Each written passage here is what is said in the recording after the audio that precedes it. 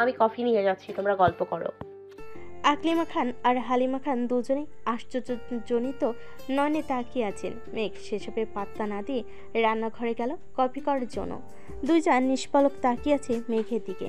মেঘ খুব সাবধানতার সহিত আবিরের জন্য কফি বানিয়ে নিচে নিয়ে যাচ্ছে। কফি হাতে আবিরের রুমে ঢুকলো। আবির কোথাও নেই। টেবিলের উপর কফির কাপ রেখে সম্পূর্ণ রুমে চোখ বোলালো। আবির কোথাও নেই। হঠাৎ বারান্দার কথা মনে হতে এগিয়ে গেল সেদিকে। আবির চেয়ারে বসে রেলিংয়ে পা ঠেসে চোখ বন্ধ করে বসে আছে। মেঘ অনুচ্চ কণ্ঠে বলল, আপনার জন্য কফি নিয়ে আসছি। মেঘের কণ্ঠস্বর স্নায়ুতন্ত্রে প্রবেশ করা মাত্রই আবির চোখ মেল। অপ্রাঙ্গণে তাকালো মেঘের দিকে। মেঘ পুনরায় চঞ্চল স্বরে প্রশ্ন করল, কফিটা এখানে নিয়ে আসবো? আবির ভুরু কুচকে সূক্ষ্ম নেত্রে তাকে বিরক্তি ভরা কণ্ঠে বলল, কি হয়েছে তোর? মেঘ এদিক সেদিক তাকিয়ে শানিত স্বরে জানালো, আমার আবার কি হবে? কিছু না হলে এত ম্যাচিউর ব্যবহার কেন করতেছিস? কাকে কি বোঝাতে চাচ্ছিস? মেঘ কপালের ভাঁজ ফেলে মন খারাপ করে বলল, আমি কাউকে কিছু বোঝাতে চাচ্ছি না কাকিয়া। আম্মু আপনার কফির কথা বলছিল, তাই আমি নিয়ে আসছি। আমার কাজ আছে, আসছি। মেঘ মাথা নিচু করে যেতে নিলে আবির চেয়ার থেকে উঠে এক পা এগিয়ে মেঘের ডান হাতের কবজিতে শক্ত করে ধরে। অকস্মাৎ কাণ্ডে মেঘ ভরকে গেছে। ঘাড় ঘুরিয়ে আবিরের দিকে তাকাতে চোখে পড়ে একজোড়া রক্তাভ আঁখি। সহসা মেঘ ঢোক গিল। আবির ভাইয়ের রাগের কারণ মেঘের অজানা। কি ভুল করেছি তাও বুঝতে পারছে না। চিবুক নামিয়ে ধীর কণ্ঠে বলল, ছাড়ুন প্লিজ, হাতে ব্যথা লাগছে। মেঘ হাতছাড়া বদলে আবির আরো শক্ত করে ধরে নিরেট কণ্ঠে বলল, কি আছে তোর? আবিরের রাগী স্বর বুঝতে পেরে মেঘ ধীর স্থির গতিতে বলল, বড় আব্বুর কাছে যাব। কোনো প্রয়োজন নেই। মানে? আব্বু যথেষ্ট সুস্থ আছেন, তোকে আব্বুর দেখাশোনা করতে হবে না। কেন? আবির রাগান্বিত কণ্ঠে বলল, কারণ আমি চাই না তুই আমার আব্বু আম্মুর এত যত্ন নিস। আমি আমার বাবা মাকে দেখে রাখতে পারবো, আর আমার প্রতিও তোর কোনো প্রকার আহ্লাদি ভাব দেখাতে হবে না। কফি আমি করে খেতে পারবো, কাউকে কফি করে দেওয়ার কোনো প্রয়োজন নেই। মেঘ এবার চোখ তুলে আবিরের দিকে তাকায়। হাতের ব্যথার থেকে কয়েক গুণ বেশি ব্যথা বুকে করছে। আবিরের নিষ্ঠুরতা দেখে মেঘের মনের কোণ মেঘে ঢেকে গেছে। মেঘ করুণ স্বরে বলল, আপনার আম্মু আব্বু বলে কি আমি যত্ন নিতে পারবো না? ওনারা তো আমার বড় আব্বু, বড় আম্মু। আমার কি ওনাদের যত্ন নেওয়ার অধিকার নেই? আবিরের রাগ দ্বিগুণ বেড়ে গেছে। রাগে কটমট করতে করতে বলল, না, নেই, কোনো অধিকার নেই। মেঘের কণ্ঠস্বর ভারী হয়ে আসে। অকস্মাৎ দুর্বহ কণ্ঠে বলে ওঠে, আপনি বললেই হলো, আমি যত্ন নিবই। ছাড়ুন যা।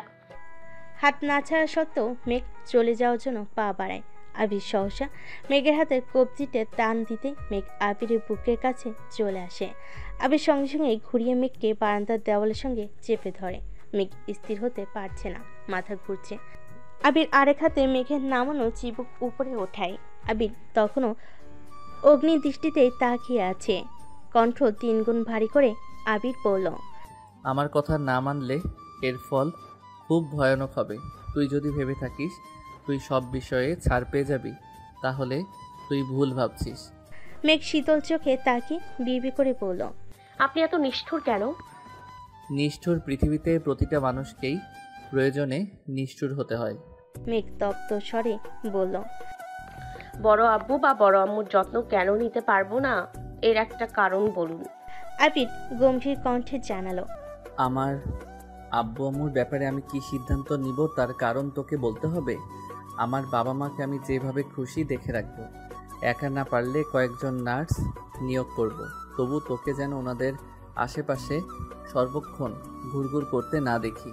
মেঘ আগপাস না ভেবেই বলে উঠল, আমি কি আপনাদের খুব বিরক্ত করি? হ্যাঁ, অনেক বিরক্ত করিস। এই যে এখন করতেছিস। মেঘের চোখ টলমল করছে।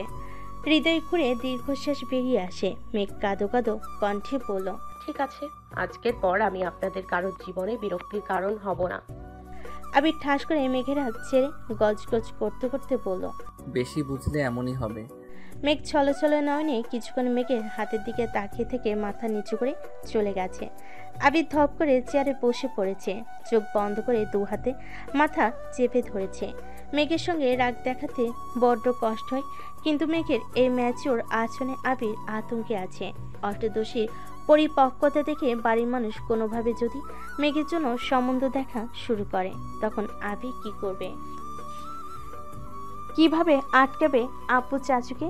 মেঘ অবুঝের মতো বড় আপুর যত্ন করছে, কিন্তু তার তো এটাকে সেভাবে নিবে না। হুট করেই এমন কেন ঘটনা ঘটলে আবির সম্পূর্ণরূপে চূর্ণ হয়ে যাবে। আব্বু চাচুর সামনে দাঁড়ানোর মতো মিনিমাম যোগ্যতাও তার হয়নি। এজন্য আবির সর্বক্ষণ চায় মেঘ সবার চোখে পিচ্ছি থাকুক, মেঘের বাচ্চামিতে মেতে থাকুক এই বাড়ি। ঘুণাক্ষারও কারোর চোখে তার সুপ্ত অনুভূতি চেপে মেঘকে যাতা বলেছে। মেঘ কষ্ট পাবে, এটা খুব স্বাভাবিক, কিন্তু মেঘের জন্য অন্য ছেলে দেখা হলে আবির মেঘ দুজনেই কষ্ট পাবে। তখন সেই কষ্টের মাত্রা বর্তমান থেকেও কয়েক গুণ বেশি হবে। আবির বেলকনিতে প্রায় 1.5 ঘন্টা বসে রইল। মেঘের আনা কফি টেবিলে ঠান্ডা হয়েছে। ঘন্টা দুয়েক পর তানভীর এসে কিছুক্ষণ কথা বলে আবার বেরিয়ে গেছে। আবিরের আচরণে মেঘ অনেক বেশি কষ্ট পেয়েছে, যার বহিঃপ্রকাশ ঘটেছে মেঘের রুমে। রাগে ঘরের প্রতিটা জিনিস এলোমেলো করে বিছানার উপর হয়ে শুয়ে পড়েছে, বারবার কানে বাজছে। আমার কথা না মানলে এর ফল খুব ভয়ানক হবে। বড় আব্বুর উপর কোনো অধিকার নেই। মেঘ যখনই ভাবে আবিরের কাছাকাছি আসবে, আবিরকে নিজের মনের কথা বলবে, আবিরের অনুভূতি বুঝবে, তখনই আবির মেঘকে দৌড় দৌড় করে তাড়িয়ে দেয়। দীর্ঘ চেষ্টায় দূরত্ব খানিকটা হ্রাস হয় কিনা আবির আবারও দূরত্ব বাড়িয়ে নিজের হাতেই সেখানে দেওয়াল তুলে দেয়। অষ্টদশীর অবুঝ মনে আবিরের কর্মকাণ্ড ক্রমে ক্রমে দাগ কেটে যাচ্ছে। ভালোবাসার অনুভূতিগুলো কেমন জানি ছন্নছাড়া হয়ে যাচ্ছে। কিছুক্ষণ পর মেঘের ফোনে কল বাজতেছে। কয়েকবার রিং হওয়ার পর মেঘ হাত বাড়িয়ে ফোনটা কাছে এনে দেখে বন্যা কল দিচ্ছে। 2 দিন যাবৎ বন্যা কল দিয়ে যাচ্ছে, কিন্তু মেঘ রিসিভ করছে না। ইচ্ছে না থাকা সত্ত্বেও মেঘ কল রিসিভ করলো। কল রিসিভ হওয়া মাত্রই ওপাশ থেকে বন্যা বলে উঠল, কি রে, কি হয়েছে তোর? কোন দুনিয়ায় হারাইছিলি?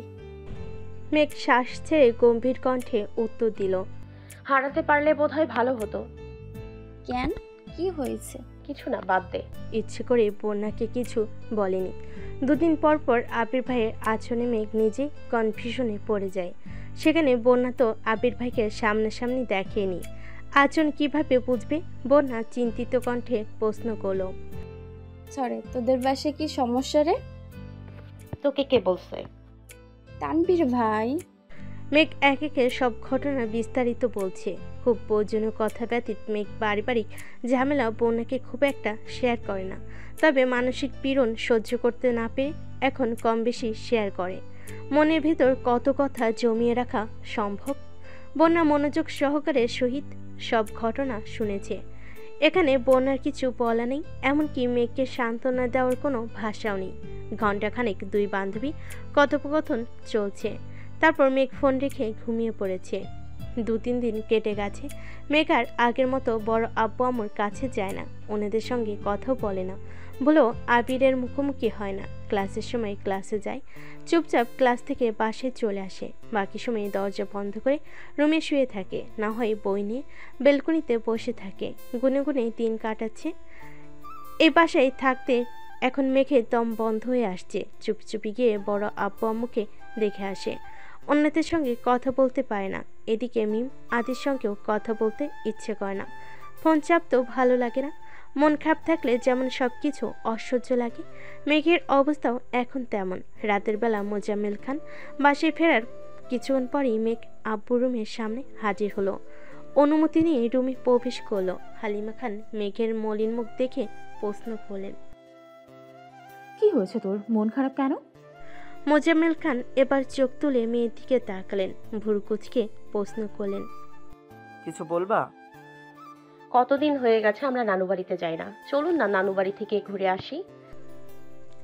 হালিমা খান উদ্বিগ্ন কণ্ঠে বলল, তুই তো কখনো নানু বাড়ি যেতেই চাস না, আজ হঠাৎ নানু বাড়ি যেতে চাচ্ছিস রে? যেতে ইচ্ছে করছে, তোমরা যাবে কিনা বলো। মোজাম্মেল খান নিরুদ্বেগ কণ্ঠে বলল, ভাইজান অসুস্থ, এ অবস্থায় আমি যেতে পারবো না। তুমি আর তোমার আম্মু বরং ঘুরে আসো, ফেরার সময় জানিও তানভীর গিয়ে নিয়ে আসবে। হালিমা খান প্রশ্ন করলেন, কবে যাবি? কালকেই। ক্লাস আছে না? আছে, করব না, আমার ঘুরতে যেতে ইচ্ছে করছে। মোজাম্মেল খান ভারী কণ্ঠে বললেন, ক্লাস করতে হবে না, ওর যেহেতু যেতে ইচ্ছে করছে নিয়ে যাও। সকাল থেকে খানবাড়ির পরিবেশ অন্যরকম। আবিরের কড়া নিষেধের জন্য আলী আহমদ খান অফিসে যেতে পারছেন না।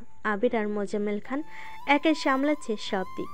ইকবাল খান গতকাল ভোরবেলা সিলেটে চলে গেছেন।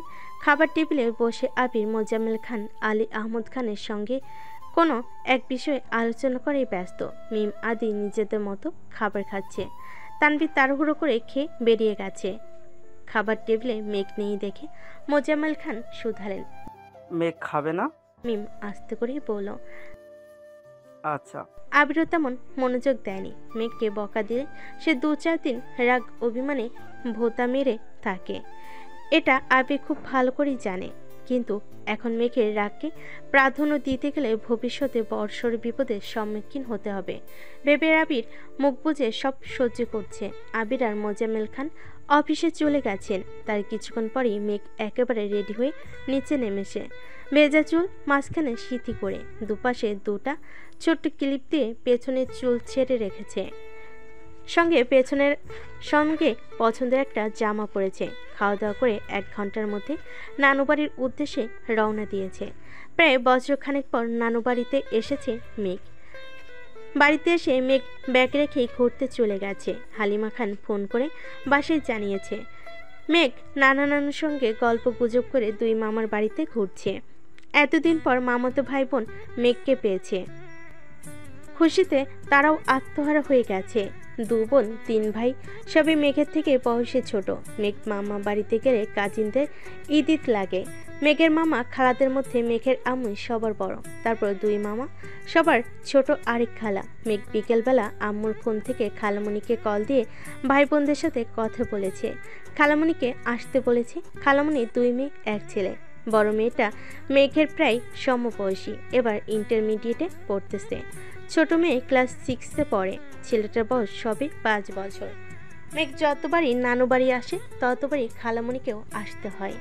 সারাদিন হই হুল্লোড় থেকে মেঘ বাসার কথা প্রায় ভুলে গেছে। এদিকে আবির সন্ধ্যার কিছুক্ষণ পরেই বাসায় আসছে। গেটের বাহির থেকে মেঘের বেলকনির দিকে তাকিয়েছে। মেঘের রুমের লাইট অফ দেখেই আবির কপাল কুটায়। বাড়ির পরিবেশ বরাবরের মতোই ঠান্ডা। আকলিমা খান আজ আদিকে সোফায় বসে পড়ছে। মালিয়া খান আলী আহমদ খানের কাছে বসে আছেন। মিম তার রুমে পড়তেছে। আবির রুমে গিয়ে ফ্রেশ হয়ে কিছুক্ষণ পর আলী আহমদ খানের রুমে গেল। আব্বুর রুম থেকে বেরিয়ে আসতেই আকলিমা খান শুধালেন, তোমাকে খেতে দিব? দাও। আকলিমা খান আবিরকে খেতে দিয়েছে। আবিরের সাথে মিম আর আদিও কিছুক্ষণ পর খেতে বসেছে। আবির আশেপাশে তাকাচ্ছে, বারবার উপরে তাকাচ্ছে, মনে মনে মেঘকে খুঁজছে। সচরাচর এত তাড়াতাড়ি আবির খায় না। আজ মেঘকে দেখার জন্যই অসময়ে খেতে এসেছে। মামুনিকেও দেখতে পাচ্ছে না। জিজ্ঞেস করতো কেমন জানি লাগছে। আবির তাড়াহুড়ো করে খাওয়া দাওয়া শেষ করে সিঁড়ি দিয়ে উঠছে। মেঘের রুম পেরিয়ে গিয়েও থমকে দাঁড়িয়েছে। মনের ভেতরে কেমন জানি খুঁতখুত করছে। 2 কদম পিছিয়ে দরজায় হাত রেখেও ধাক্কা দেয়নি। নিজের রুমে গিয়ে শুয়ে পড়েছে। সকালে ঘুম ভাঙে আদি ডাকে। আদি দরজা থেকে ডেকে জিজ্ঞেস করছে, আম্মু বলছে কি খাবে বলতে। আবির ঘুমের মধ্যে বলছে, কাকে আর রান্না করতে হবে না, মামুনিকে বলো যা খুশি রান্না করতে। তোমার মামুনি বাসায় নেই। আবির সহসা চোখ মেলে ক্ষুদ্র পরিসরে তাকিয়ে প্রশ্ন করে, কোথায় গেছে? মেঘাপু নানি বাড়ি গেছে। একা? না, মেঘাপু গিয়েছে। আবির সঙ্গে সঙ্গে শোয়া থেকে উঠে বসলো। মেঘ বাসায় নেই, অথচ সে কিছুই জানে না।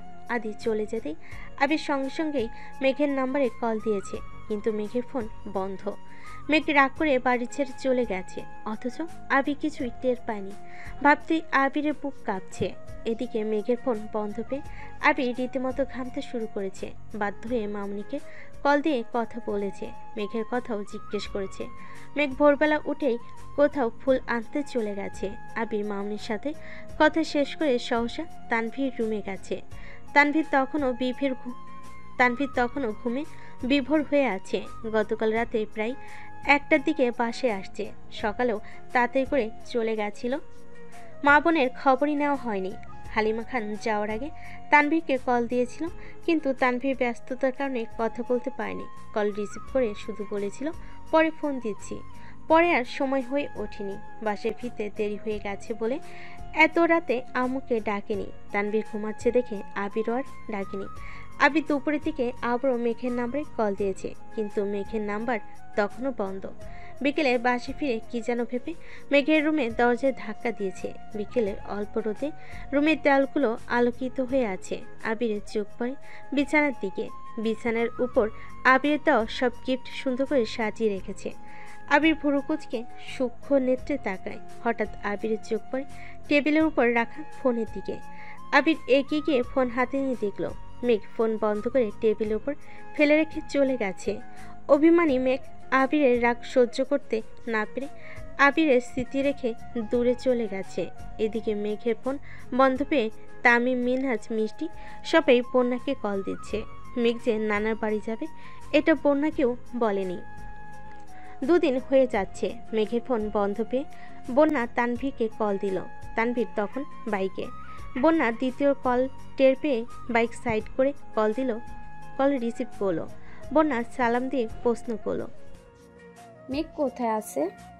নানু বাড়ি গেছে। কবে গেছে? 2 দিন হলো। আমার সঙ্গে তো ওই দিন রাতেই কথা হলো, বললো না তো। আমার বান্ধবী আমাকেও বলেনি, আমি পরের দিন শুনেছি। মেঘের ফোন বন্ধ কেন? ফোন বাসায় রেখে চলে গেছে। কেন? আমি কি করে বলবো? কবে আসবে? জানি না। আপনি না ওর ভাই, জানেন না কেন? আমাকে না বলে আমি কিভাবে জানবো? আম্মুও জানে না। বনুর যেদিন ইচ্ছা হবে সেদিন আসবে। ওহ আচ্ছা, রাখি তাহলে। শোনো, জি। তোমার হাতের কি অবস্থা? এখন কিছুটা ঠিক হয়েছে। ওষুধগুলো খাচ্ছ সময় মতো? জি। কেমন আছেন? তানভীর ভুরু উঁচিয়ে মৃদু হেসে বলল, আলহামদুলিল্লাহ ভালো। কোথায় আছেন? রাস্তায় বাইকে। সরি, অসময়ে কল দিলাম। সমস্যা নেই, বলো। আর কিছু বলবো না, রাখি এখন। আচ্ছা, কি আর করা। 1 সপ্তাহ পেরিয়ে গেছে, মেঘের সঙ্গে কারোর যোগাযোগ নেই। তানভীর, আবির, মিমরা যখনই কল দেয় মেঘ আশেপাশে কোথাও থাকে না। কাছে থাকলেও আবিরের কথা শুনলেই মেঘ নিরুদ্দেশ হয়ে যায়। হালিমা খান সারা বাড়ি খুঁজেও মেঘকে পান না। 4-5 দিন হলো মেঘের খালামণি আসছে। নানু বাড়িতে মেঘকে নিয়ে মোট 9 জন কাজিন। তানভীর আসলে পরিপূর্ণ হতো। রাত 12টা থেকে 1টা পর্যন্ত আড্ডা দিয়ে ঘুমাই। সকাল থেকে উঠে হই হুল্লোড়, খেলাধুলা, নানার সঙ্গে ঘোরাঘুরি, নানুর হাতের পিঠা খাওয়াতে ব্যস্ত থাকে। এই কয়েকদিনে মেঘের মনে অনেকটাই হালকা হয়ে গেছে। হালিমা খানকে দিয়ে প্রতিদিনই মালিয়া খানকে কল দিয়ে মেঘ বড় আব্বু আর বড় আম্মুর খবর নেয়, কিন্তু নিজের কথা বলে না। এমনকি তানভীরের সঙ্গেও কথা বলে না। মেঘের সঙ্গে কথা বলতে না পেরে এদিকে আবিরের মাথা নষ্ট হয়ে যাচ্ছে। প্রতিদিনই মামুনিকে কল দেয়, কিন্তু মেঘকে একবারও কাছে পায় না। আজ ইচ্ছে করেই আবির রাত 11টায় কল দিয়েছে। প্রথম, দ্বিতীয়, তৃতীয়বার কল দেওয়ার পর অবশেষে কল রিসিভ হলো, কিন্তু কোনো কথা বলছে না। আবির প্রখর তপ্ত স্বরে ডাকলো, মেঘ। মেঘ। নিশ্চুপ, কোনো কথাও বলছে না। আবির পুনরায় মোলায়েম কণ্ঠে বলল, মেঘ। কথা বলবি না? ঢোক গিলে শান্ত স্বরে বলল, মেঘ বলুন। কি করছিস? ঘুমাবো। রাতে খাইছিস? জি। বাসায় আসবি কবে? জানি না। ক্লাস মিস হচ্ছে না? হোক। তবু আসবি না? না। বাসার মানুষদের মিস করিস না? না। আর কিছু বলবেন? কেন? বিরক্ত বোধ করছিস? সশব্দে হেসে আসতে বলল, না, হয়তো আমি কারোর বিরক্তির কারণ হচ্ছি। ভালো থাকুন, আল্লাহ হাফেজ। মেঘের তীব্র অভিমান বুঝতে পেরে আবির আর কিছুই বলতে পারল না। মেঘ কল কেটে দীর্ঘশ্বাস চালো। এর আগে কখনো আবির সঙ্গে এত অভিমান নিয়ে কথা বলেনি মেঘ। আবির কল দিলে রাগ অভিমান সব মিলিয়ে যায়, অথচ এবার মেঘের মন পাথর নাই শক্ত হয়ে গেছে। আবিরের মোলায়েম কোমল কণ্ঠস্বর অষ্টাদশীর অভিমানের পাহাড় ভাঙতে ব্যর্থ হলো। এরপর থেকে প্রতিদিনই আবির রাত 11টার পরে মামুনির নাম্বারে কল দেয়। হালিমা খান 10টা সাড়ে 10টা নাগাদ ঘুমিয়ে পড়েন। তারপর মেঘ আমার ফোন দিয়ে গেম খেলে। আবিরের কল কাটার সাধ্য হয় না বলে বাধ্য হয়ে রিসিভ করে। প্রতিদিন দু একটা কথা বলে মেঘ কেটে দেয়। আজ শুক্রবার, গত রাতে মেঘের সঙ্গে কথা বলে আবির ঘুমিয়েছে। 10টা বাজে, এখনো আবির ঘুমাচ্ছে। মামুনির নাম্বার থেকে কল আসতেই আবির ঘুমের মধ্যে কল রিসিভ করলো। ঘুমন্ত অবস্থায় বলল, মামুনি? না, আমি মেঘ। ম্যাম বলুন। ঘুমোচ্ছেন? পরে কল দিব? বলুন, আমার ঘুম শেষ। ভাইয়াকে কল দিচ্ছি, ভাইয়া কল ধরছে না। কেন, কোনো দরকার? নানুমণি ভাইকে আসতে বলতেছে, আর আমরাও চলে যাব আজ। আচ্ছা, আমি তানভীরকে বলে দিব। আরেকটা কথা, বলুন। আম্মু বলতেছিল ভাইয়ার সঙ্গে আপনিও আসার জন্য। মামুনি বলছে? তার মানে আপনি চান না আমি আসি? আপনার ইচ্ছা হলে, সুযোগ থাকলে আসবেন। আমি কাউকে জোর করে তার বিরক্তির কারণ হতে চাই না। রাখছি। আবির মুচকি এসে তাদের তানভীরের রুমে ছুটে গেল। তানভীর সকালে খেয়ে আবার শুয়েছে। আবির তপ্ত স্বরে ডাকলো, তানভীর ওঠ। আবিরের কণ্ঠস্বর শোনা মাত্রই তানভীর হকচুকি উঠল। গলা খাকারি দিয়ে প্রশ্ন করলো, কি হলো ভাইয়া? আবির মুচকি হেসে বলল, বউ কল দিছে, তাকে আনতে যেতে হবে। তাড়াতাড়ি রেডি হ। বাপরে বাপ, এত খুশি? বউটাকে কতদিন ধরে দেখি না, বুকের ভেতর শূন্যতা অনুভব করছি। তুই বুঝবি না। আহাগো, ভণ্ডামি না করে তাড়াতাড়ি উঠে রেডি হ। আবির রেডি হতে হতে আম্মুকে কল দিয়েছে গাড়ি নিয়ে বাড়ি পর্যন্ত যাওয়া যাবে কিনা জানার জন্য। মেঘেদের নানু বাড়ির এদিকে রাস্তা করতেছে। গাড়ি বাড়ি পর্যন্ত যাবে না, যাও দিন অনেকটা পথ হেঁটে যেতে হয়েছে। এজন্য তানভীর আর আবির বাইক নিয়ে বেরিয়েছে। আবির আজ সাদা রঙের পাঞ্জাবি পরেছে, আর তানভীর ধূসর রঙের। পাশাপাশি দু ভাই বাইক চালিয়ে যাচ্ছে। তানভীর হঠাৎই ডাকলো, ভাইয়া বল। একটা গান গাই? তোর মন চাইলে গা। আমার বলছিস কেন? এই গানটা শুধু তোমার জন্য, তুমি রাজি থাকলে শুরু করব। গাইবো? গা। তানভীর গলা খাকারি দিয়ে গাইতে শুরু করলো, এসেছি তোকে নিয়ে ফিরবো বলে, মনেরই পথ চিনে আয় না চলে, তোরে ছেড়ে জ্বর বুকে ছাড়তে পারছে না, তোকে ছাড়া না রে না। তানভীরের গান শুনে আবির ঘাড় ঘুরিয়েছে। হেলমেটের আড়ালে আবিরের অভিব্যক্তি বোঝায় উপায় নেই, তবুও তানভীর গান বন্ধ করে দিয়েছে। ফাঁকা রাস্তা, নিরিবিলি পরিবেশ, দুপাশে সারি সারি গাছ।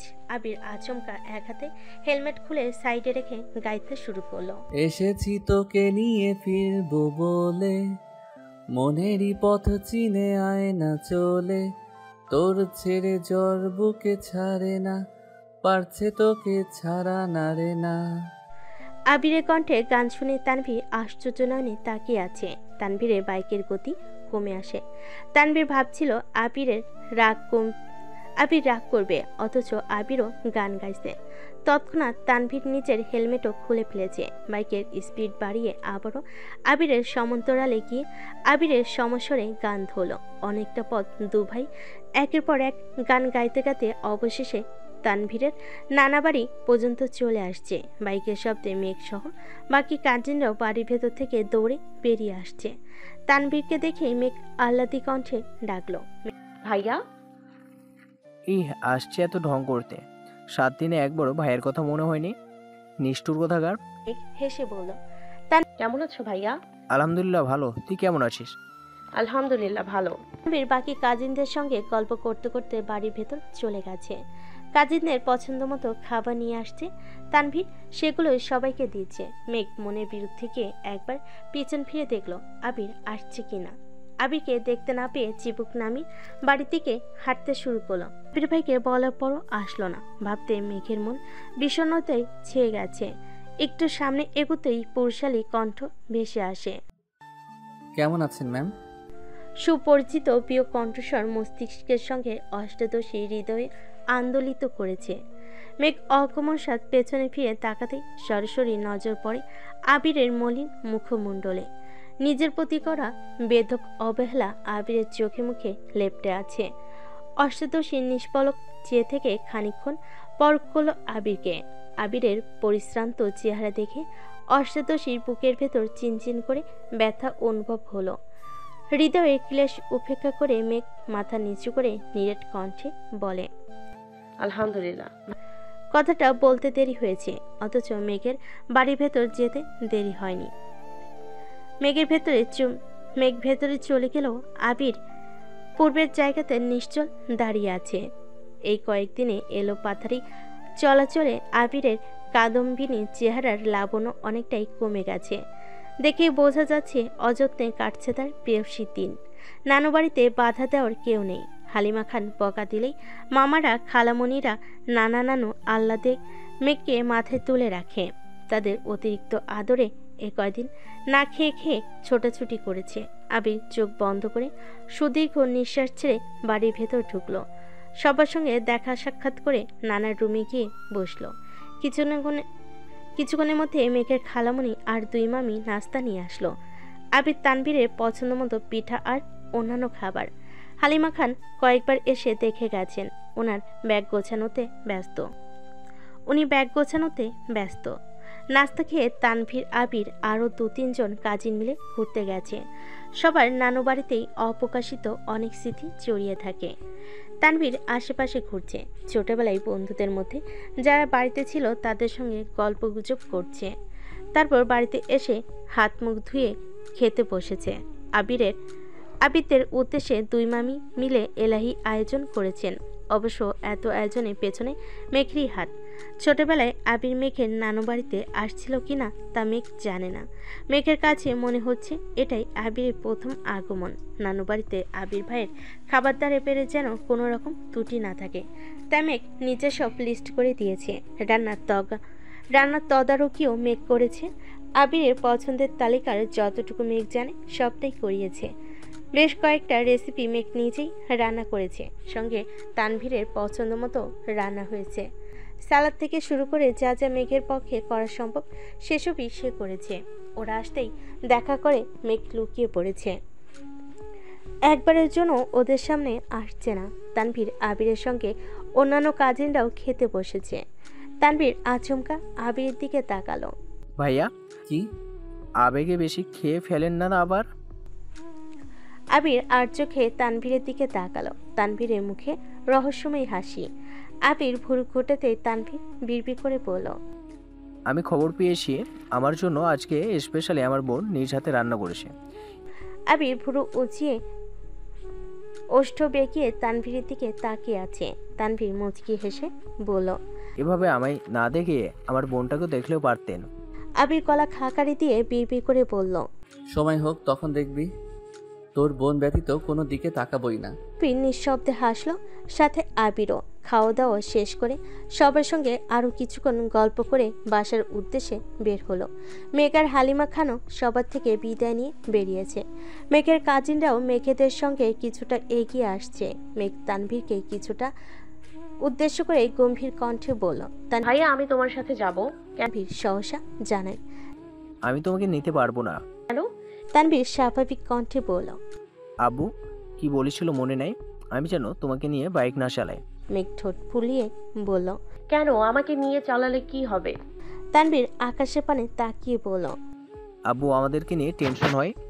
তুই আমি একসঙ্গে গেলে বাইক চান্স অ্যাক্সিডেন্ট হলে আর আমাদের কিছু হয়ে গেলে কি হবে সেই ভেবে আব্বু ভয় পাই। তুই ভাইয়ার সঙ্গে যা, আমি আম্মুকে নিয়ে যাচ্ছি।